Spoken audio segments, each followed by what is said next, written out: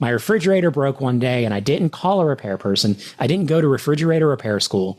I went to YouTube, found a person who had a similar problem, followed along, fixed the problem, moved on. And then you go to work and suddenly you can't do that anymore.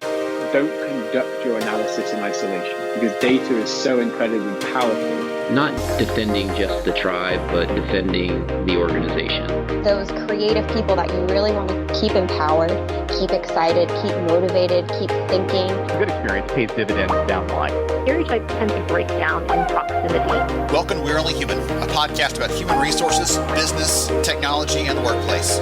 My name is Ben Eubanks, your host, and I'm so glad you're here. Hey everyone, welcome to We're Only Human. I am Ben Eubanks, your host, and really glad to have JD Dillon here with me today. We're going to be talking about, among other things, his latest book, which is called The Modern Learning Ecosystem. And I'm excited to talk about learning, development, talent, all those kind of good things in this conversation. JD, welcome. Glad to have you. Hi, Ben. How's it going? Hey, I'm having a blast, my friends, and I'm so excited to dive into this good stuff. You and I have had some fun conversations in the past on webinars and everywhere else. And first time on a podcast, though. So I'm excited to break this barrier here. Before we get into some of the fun stuff, would you take a minute and tell the audience a little more about who you are and what you do, please?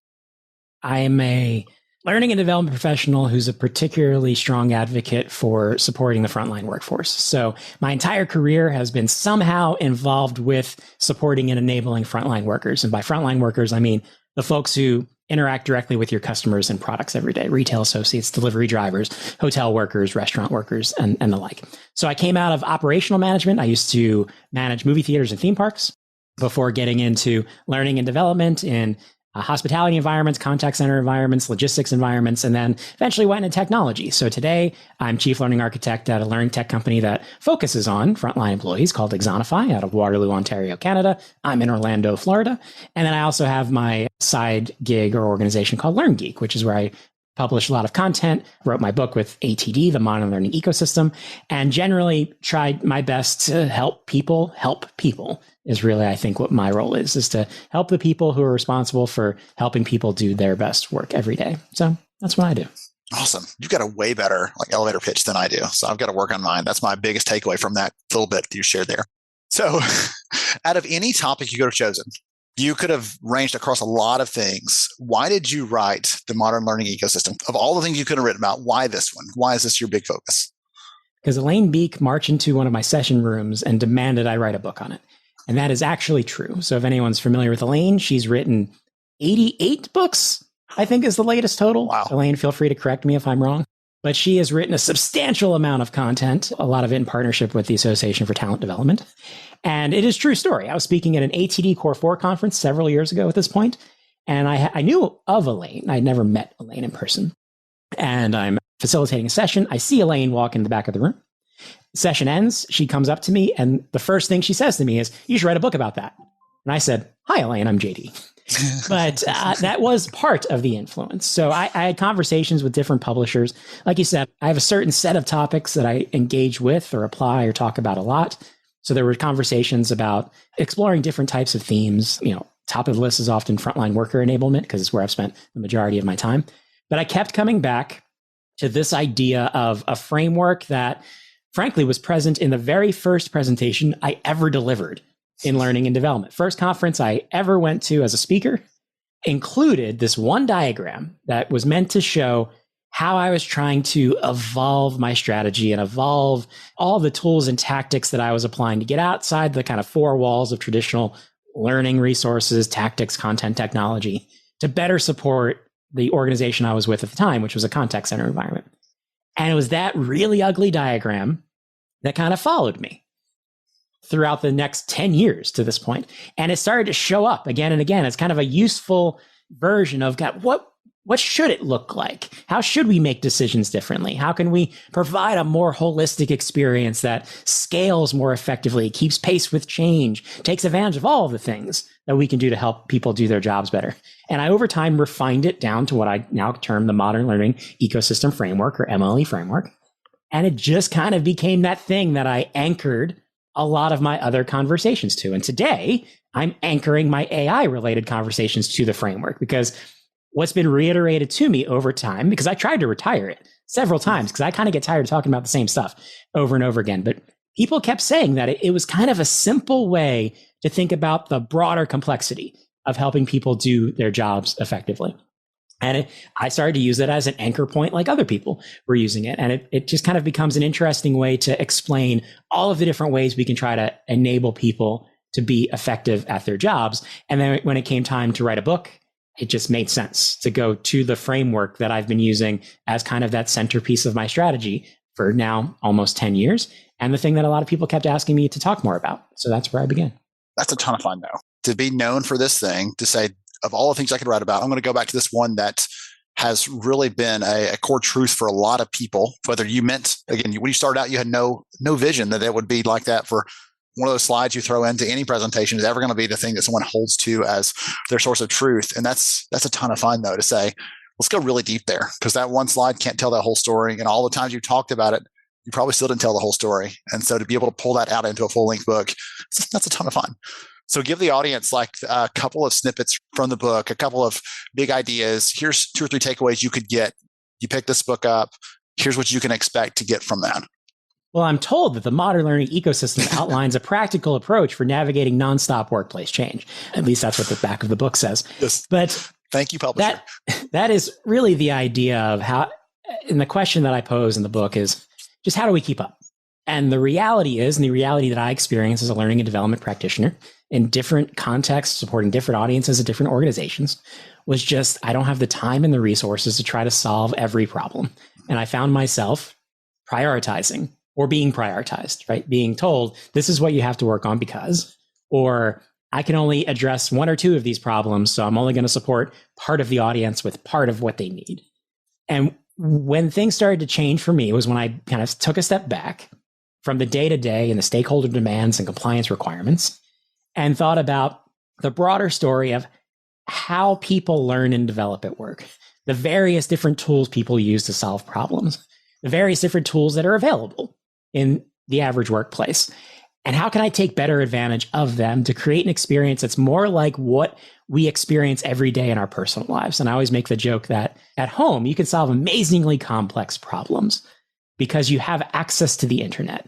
And there's this large curated set of resources, now AI-enabled resources, because people have solved problems similar to what you've solved before and they've shared. My refrigerator broke one day and I didn't call a repair person. I didn't go to refrigerator repair school. I went to YouTube, found a person who had a similar problem, followed along, fixed the problem, moved on. And then you go to work and suddenly you can't do that anymore. Your reflexes to leverage, Google reflexes and Wikipedia reflexes just aren't there because we haven't filled in that kind of foundational layer of our infrastructure. We haven't made sure that we're effectively curating all of that great information that's in people's heads and within teams and providing it in explicit ways that people can use to solve problems using those problem-solving reflexes they naturally have. And we default to the more structured side of training, which has a role to play, but should not be the answer to everything. It should be the last thing we try to do. So when I took that step back and started considering that broader picture and then started piecing it together over time, I started to realize I can move faster. I can handle more problems. I can activate champions across the organization. I don't have to be in the middle of every story. I just have to build the connections that get people what they need when they need it, connect those who need with those who know. And my role started to change. It was about fostering those connections, less about creation of content. We still created a bunch of stuff, but we weren't using that as the default mechanism. So that's what the book helps people do. And I still believe, and someone tell me if I'm wrong, I think it's the most personal learning and development book ever written, because instead of just talking about theory and how things should be, I take you on the journey that I just explained of me transitioning from an operations manager as a certain perspective on learning and development to a learning and development professional in the most magical place on earth, to someone working in a higher education contact center environment, to eventually being on the technology side of learning and development, and what I learned along the way and how this framework starts to shape based on what is and isn't working for me and how I am successful in some cases, how I screw up certain projects. And you basically follow me developing as a learning and development professional. I tell my story, and then it evolves into this framework and this strategy that's born out of practical experience and is now being adopted or applied or influencing different organizations who've picked up the book and found it to be useful to them. So basically you'll be reading my story, hopefully laughing along the way. Feel free to find as many Back to the Future references as you can, because there are a lot in the book. But ultimately, you get to pick and choose what elements help you kind of rethink your strategy a bit and really take advantage of all the tools that you've got in your organization, regardless of what tech you have or what audience you support or what content's available. How can you restructure the way that you enable people to keep pace with the constantly changing needs of the workforce? I'm racking my brain for a great reference to Back to the Future right now and completely coming up blank other than calling you Biff, which doesn't help at all. You want something fun? Something fun about Back to the Future? Anyone out there who is listening and is a ChatGPT subscriber, so if you pay for the paid version of ChatGPT 4, I have a custom GPT called LearnGeek AI that is trained on 10 years of my content. So all the video scripts, all of the articles, all of the framework information, I dropped it in as reference information for this custom GPT with a set of instructions. And essentially what it allows you to do is talk to me without talking to me, which is great for everyone. Obviously, it's Gen AI, so it's not going to be perfect. It's not going to get everything right. That's why it's providing advice. It's not providing instructions.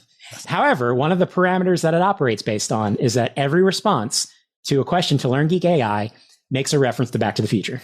So no matter what you ask, it's going to somehow connect the dots between what is an effective microlearning strategy. It's going to provide that information and then somehow connect the dots to Back to the Future. Yes. And it's actually scary good at that. Better than the learning and development thing, finding a way to squeeze Back to the Future into learning and development related conversations. That's where Gen AI really shines, in my opinion. And in one moment when I was testing it, it pulled the cartoon. It made a reference to the Back to the Future cartoon. Who's watched that? But yeah, so I'm continuing the thread of Back to the Future related references because I'm obsessed with Back to the Future. It's a perfect movie. There we go. But yeah, so that if you want to talk to my chatbot, it will make Back to the Future references, or you can instruct it to change movies. So if you prefer What About Bob references, it will do that too. So there we go. Fun times with AI. Baby steps to the elevator. That is I have not seen What About Bob in so long, and I've thought my oldest kids are old enough now to watch it, but the younger kids still can't language. Okay. It's shocking how many people get references to that movie. That's a great one. Cult favorite. Yes. Okay.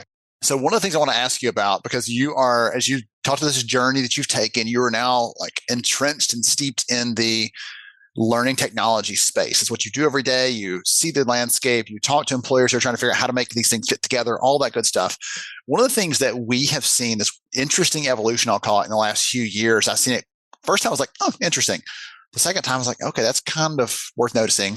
And then now it's almost like a standard thing I expect to hear and see in the research is that as we're talking to talent leaders, we're talking to learning leaders, increasingly they're saying the impact I have as a leader, that my team has as the function, that we're having as contributors, all that good stuff, the impact we're having isn't in spite of or additive to the technology. It's because of the technology and tools we're using. That's how we're able to have so much impact.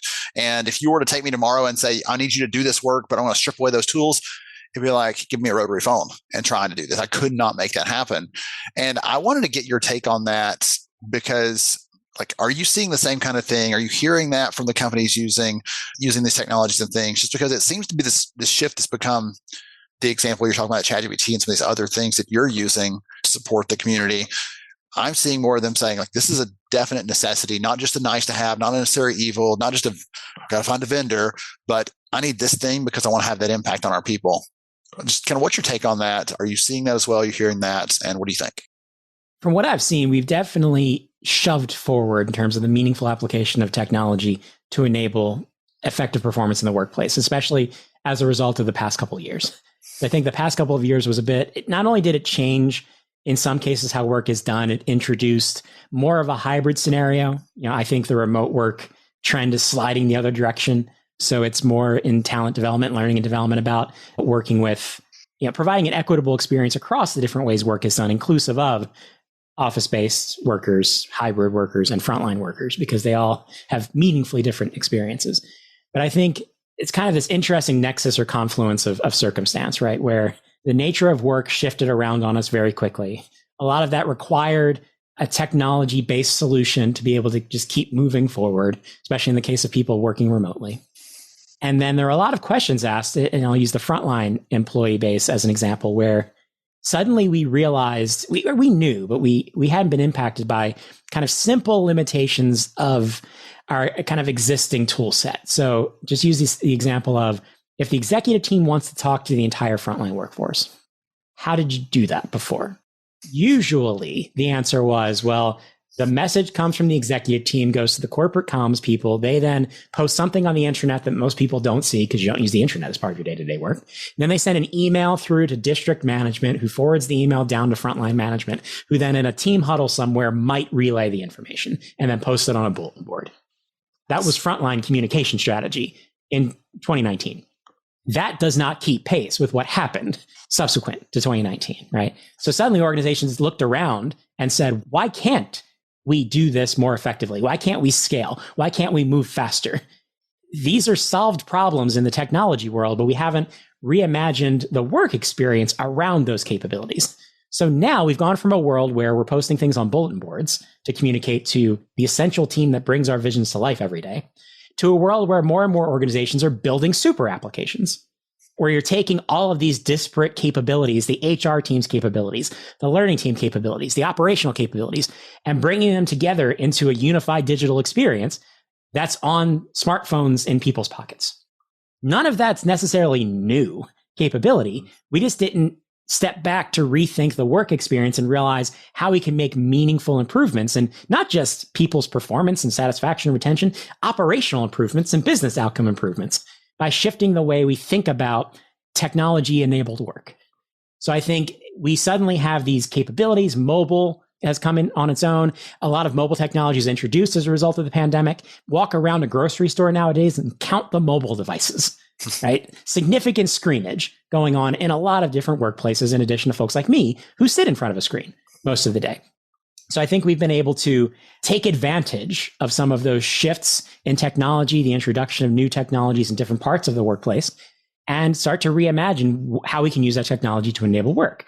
We have to get beyond the world where, in the past, learning technology was a locker for digital content, and it wasn't part of the job. And you might go there sometimes, but how much time do you really have to go there? And what's the motivation to go over there? Do they really have anything in there that I can find that's useful to me? To a world where learning capabilities are now part of a bigger operational technology strategy. That's why I dropped a video on YouTube that was 9 predictions for L&D in 2024. Because don't you have to predict things at the beginning of every year? Everyone does it. So I took a slightly different angle on it, because I think most predictions are either wish lists or promotional content for whatever the author sells. That's what a lot of predictions are in every industry. It's not an L&D or HR thing. It's every industry does that. But one of the predictions I made was, I think based on that kind of confluence of realities, right, this blending of different technologies, the introduction of AI and the FOMO associated with it, but also the capability associated with Gen AI, I think we're about to see learning tech start to fade into the operational tech stack. So instead of having to live on its own or under the HR umbrella, I believe more and more organizations are going to recognize that learning is an operational conversation. It's not an HR conversation. And the tools should sit alongside one another, because what's really the difference between your comms application and your learning application? Shouldn't they be part of the same story, not have similar but not capability? One's SCORM, one's not. What's happening here, right? Where's my schedule is over here, right? Where's my workforce management tool? I see that blend start meaningfully this year, and the consolidation start, especially because organizations are looking at cost cutting.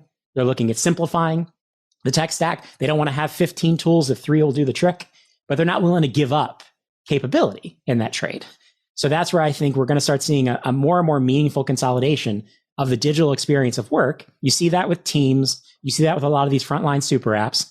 And I believe that's going to bring the learning side of digital work closer to the operational side, not leave it in the HR bucket, because I believe learning and development is an ops thing, not an HR thing.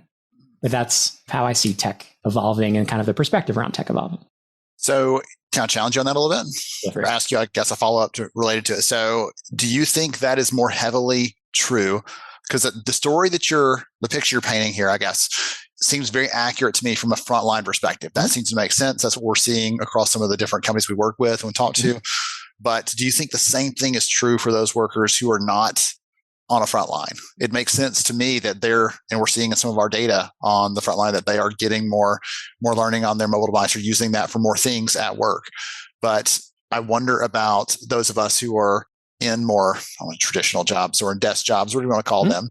That may not be the case. Those companies are still saying, nope, learning still happens in a course. Go take that 3 hours because that's exactly how long it takes you to learn this one skill. Yeah. Like those kinds of things that we've always done. I wonder if those are as shaken up. Maybe you can prove me wrong here. I'd just love to know what your thoughts are. I think it's moving faster in the frontline workforce for a variety of reasons. One, they're not carrying the baggage of learning technology from the past 30 years. In a lot of cases, learning tech might be new in a frontline environment, or it's been very simple in a frontline environment. And the knowledge and skill requirements are much more concrete. I can tell you exactly what a cashier needs to know in a retail store. I cannot list for you exactly what a marketing manager needs to know to be successful in this organization. Skill requirements get very fluffy when you start to move into the corporate side of the workforce, where they're very concrete in the front line. So there's the concrete nature of frontline learning and development. There's the operational tool set that exists around that's been augmented with more devices and more software for the past couple of years. And there's that kind of natural blend that takes place based on the fact that I already live in a digitally enabled workplace, but how do I bring that closer to my day to day? Because I can't decide to go take 3 hours to complete a course. I'm scheduled for 8 hours today, and I have to spend those 8 hours completing tasks. So there's an imperative for figuring out how to fit this learning and development experience around the operational experience. I believe the same transition is going to be enabled across the workforce. Just look at the nature of how AI could potentially influence our work tools, right? Look what tools like a Copilot can start to do. The last thing that we need are 9 chatbots from across the organization. And that's something I've said about chatbots before the Gen AI conversation began. I don't want to work in a world where we've got an HR chatbot and an operations chatbot and a learning chatbot, and I have to go into each person's platform in order to use these tools and with a different interface. Like that's what we would normally do in corporate, right? We'd silo away and then apply. I think this iteration of technology is going to overwhelm that. And it's going to be more about the organization's information, the organization's capabilities. Why should I go to an HR platform and tell an HR chatbot to request time off when I'm using a different chatbot for my day-to-day activities or a different platform or interface for my day-to-day work and collaboration?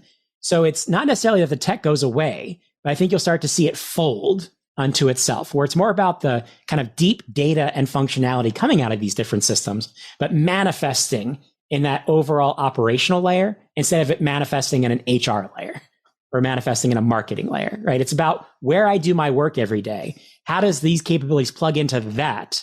And that's the same story we're seeing on the front line, but I think it's more defined, accelerated. There's a clear ROI in doing it. So I think we can actually learn from that experience and how that digital enablement of work is changing.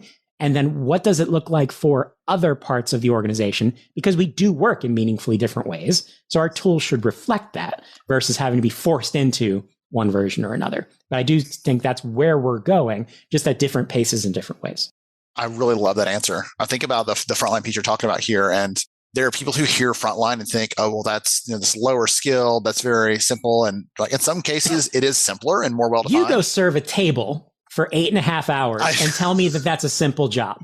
I was going to say, there are those that think that, but the example you're giving here where that's really well-defined, when that person doesn't have the skill they need, it's immediately apparent. It immediately affects revenue. Like that's why there's so much of an urgency to get that right. If the marketing manager does something wrong, we may not know it for 6 months until we find out that campaign was a complete fail. And so I like your comments here about this being, hey, if we're trying it here and it's working, we should be doing this elsewhere because that impact we're having, the opportunity for benefit is the same opportunity for benefit across the organization. We just can prove it here more readily, more easily on the frontline piece. Yeah, same is true, I believe, for the skills conversation, because I think skills and ontologies and taxonomies, they get very squishy when you look at corporate employees. And even two people, let's just take our own teams, like instructional designers, right? Show me an instructional designer in two different organizations, and I'll show you people with two wildly different job descriptions and skill requirements in order to execute, right? One person's going to be more of a project manager, designer. The other person's going to be more of a content developer, media developer person, right? So they're so wildly disparate jobs and capabilities and styles of delivery. Let's take presentation skills as one of those fun generic examples that people use. Let's try to codify what good presentation skills are. That's really hard. But if I go into a logistics operation and go into the warehouse and we talk about safety, I can tell you exactly what the behaviors to lift safely are, how to drive a lift truck safely. Like, it's the skill requirements of this category of work are so much more crisply and clearly defined and measured that I think we can learn a lot from it in terms of how we think about skill-based strategy, skill-based talent management, and the like in other parts of the operation versus what we naturally do is we start on the corporate side because it's smaller in scale, easy to wrap our arms around in a lot of cases.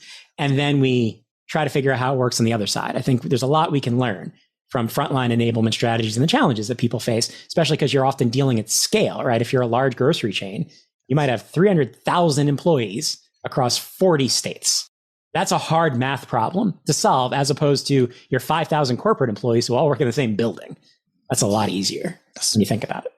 But those 5,000 people do 3,000 different jobs. Those 200,000 people in the stores, I think I'm using different math. The 200,000 people in the stores, You're learning. No one they might do 7 jobs, right? So it's different math. But yeah, I think it's, dealing at scale has always, I think, been a challenge, and not doing scale and being generic, right? How do you do scale at a personal level, at the right fit level? And I think we're in a place where we can meaningfully explore that from a technology perspective. Yes. That's been the excitement for me is for a long time. If you asked anyone, would you want work to be a little more tailored, more personalized for your people on the front line? Yes. But the technology may not have been ready to support that. Now it is. Now it has the capability. Now it is able to do that. And it unlocks a different level of connection with those individuals. And there's simple things, especially when you talk about the Gen AI conversation. How many times have you read a standard operating procedure and just not understood what happened there? What am I supposed to do? Because a lot of times that technical documentation is written for legal approval by people who are very smart, but have never done the job or don't understand the people who are doing the job. And the fact that in a lot of cases, and this is in my background, half of my career spent working with people who don't speak English as a first language, or maybe have varying levels of educational background. So how do you take someone who has different types of reading capability and say, read the SOP? Okay. And most organizations don't translate the SOP into every possible language someone might need it in at the reading level of every possible employee. Gen AI can. That's one of the really interesting use cases is, well, if I'm an employee on the front line and I need to understand how this process works, but I don't have access to the SOP, I don't speak English very well, I can't understand the technical documentation. Well, suddenly I can ask a question in my preferred language and get an answer back in my preferred language at my level of reading capability. But it's still the accurate information I need to do the job, just like I asked someone next to me who's very knowledgeable and can speak my language. So it's leveling the playing field with simple things like that is some of the stuff I think is most exciting, because I'm a big fan of infrastructure. And like I said, with my framework, like making sure all of those nuts and bolts are in place so we can build up on top of them. But I think no matter how great your programs are and structured training is, if we're missing those foundational capabilities where someone just can't understand the information for whatever reason, we're playing from behind. That's not fair and that's not equitable. So I think there's a lot to be gained with even just basic capabilities that are being introduced that fundamentally change the game when it comes to how we support and enable people. I'm thrilled to hear this because we just finished some interesting research on frontline talent development. And as I'm hearing you talk through some of these key things, I'm like, oh yeah, I'm curious what the data say on that. We ask questions about understanding training materials and language barriers and like all those different kinds of things you're talking about that some of us take for granted. Again, you may think it's more sophisticated to do work like you and I do, where we're sitting in a desk and in front of a computer. It feels more sophisticated than someone who's waiting a table, someone who's stocking a shelf, whatever else. But some of those other nuances and details and challenges they face, we don't face in our day-to-day. Chances of me running across someone who does not speak my native language, and like that's just not going to happen probably in most of my days. And so I don't have to deal with it. I don't have to worry about it. But for those others, that could be a day-to-day challenge. They're trying to figure out, okay, what was that word again? And how do I work with someone who's hearing impaired? How do I sign this again? And just knowing those things, we take that for granted for sure. Yeah. I want to make sure that, everyone's job is hard. Yeah. Right. So I don't want to make it sound like one job is necessarily harder than the other, but the reality is that some are harder than others, right? And I'll just use myself as the example. I can confidently say that managing a custodial team on Sunset Boulevard, Disney's Hollywood Studios, is significantly more difficult than sitting here talking about these things with you, right? And I can just imagine what I could have been able to do with some of the tools that we're talking about because of the types of teams that I was managing, the type of work that we were doing, being able to do that job more effectively, to have a better relationship, to communicate more effectively with my team, to not have to do as much guessing as I had to do, and feel like I wasn't doing the best job I could because in a lot of cases I couldn't meaningfully communicate with the people that I was working with. I tried, or I had intermediaries, and as an L&D professional, it was a very different experience to stand up there and I facilitated classes that were live translated. So I would say something and the person next to me spoke Haitian Creole, then translate what I said to the audience who primarily spoke Haitian Creole. That's how we went about it. And I think you just get a certain sense of understanding of what people try to deal with and those foundational challenges of I just want to understand, I just want access to the information. I just want to understand the information before we can then build up from there and talk about more advanced skills and different types of work and things like that. So I think there's a lot of foundational challenges that we can finally solve. And even as a speaker today, I'm excited about the ability that I don't have to rely on conference organizers anymore for certain things when it comes to accessibility and equity, right? I can caption my own presentations now, thanks to this type of technology. I don't have to worry about the organizers having that set up. We're inching closer to a world where I might be able to live translate myself into any language because I don't know what your preferred language is if you sit down in the room and I can't speak anything else. But if I can provide a tool that would allow you to hear me in whatever language you prefer, we're that much closer, and I'm hopefully providing that much more value to you. So it's these things that I think we've taken for granted is, that's just the challenge. That's just the way things work. It's hard. We can look at those problems differently now and how those impact people's kind of baseline experience of work. So very exciting stuff. In addition to the more advanced, we can write poems with AI. Now, I don't know if you heard, it can write poems. Yes. It always comes down to poems. I've been to a lot of demos and a lot of webinars, and at some point, everyone writes a poem with AI. I've done it. You've done it. I've written a Taylor Swift style song. There it is. About HR. That's as close as I've gotten to a poem, though. If you're like, I want to explain this concept, but in the voice of Matthew McConaughey, it can do that for you. That's great, too. I said Matthew McConaughey because he just announced as the opening keynote at ATD 24 in New Orleans. There we go. All right.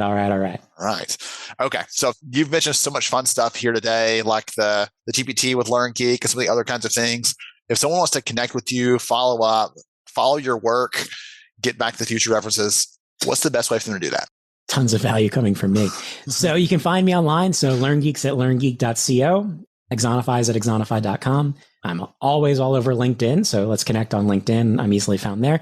Basically, if you Google JD Dillon, I'm not the guy who sells boots. I'm the other one. So and happy to connect, happy to chat and share. And basically, like I said at the beginning, like I see hopefully the value I can provide in my job is to help people who help people. So anything I can do to help your organization or have conversations about these types of things, especially if you enable a frontline workforce, always happy to help out. Wonderful. Good stuff. Thank you again for joining me, for sharing your insight, for giving some encouragement to the leaders listening in here. I got some great takeaways myself, some awesome notes, and appreciate you for hanging out with us. My pleasure. And before we go, the modern learning ecosystem available at jdwroteabook.com. That's the real website. I always need to clarify. People think I'm joking when I say my book website is jdwroteabook.com. It is jdwroteabook.com. My next book will be available at jdwroteanotherbbook.com. I'm going to go buy JD also wrote a book.com just in case. I own jdwroteanotherbbook.com. It's there right now. I'm sure you did. I'm sure you did. Awesome. Thank you, my friend. I appreciate you. To everybody else out there, go out there, support your workforce. Think about some of the critical things that JD shared today, because I know they're good takeaways for all of us to think about and put into practice day to day. We'll catch you again next time on We Are Only Human. Thank you so much for joining me on the show today. I'm honored to have you as a listener. If you enjoyed this episode, please take 10 seconds to rate it at iTunes, Stitcher, or wherever you listen to your podcast. Also, if you know a friend that could benefit from today's conversation, please pass it their way. After all, a rising tide lifts all ships. To see show notes, sponsor information, and our full show archives, visit onlyhumanshow.com.